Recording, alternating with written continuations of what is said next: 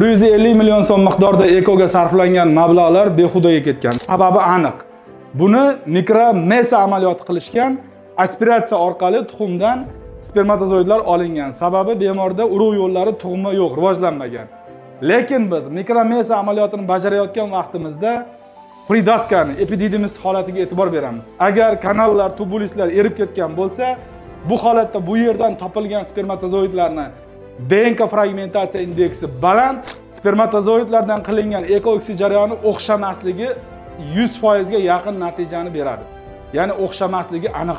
Shu sababli bemorda mikrotezi operatsiyasini bajarib, DNKsi sog'lom bo'lgan spermatozoidlarni tuxumi ichidan olish kerak bo'lgan, lekin unday qilishmagan, eko jarayoniga sarflangan umr va mablag' behudaga ketgan.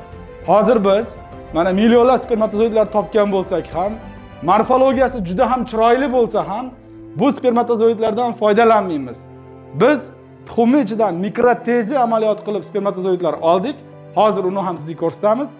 Mana shu spermatozoidlardan eko-oksi jarayonida foydalanish kerak bo'ladi. Shundan bilish mumkinki, spermatozoidlarning soni, tashqi ko'rinishi qanchalik go'zal bo'lmasin, uni DNKsida muammo bo'lsa, eko-oksi ham, tabiiy homiladorlik ham bo'lmaydi.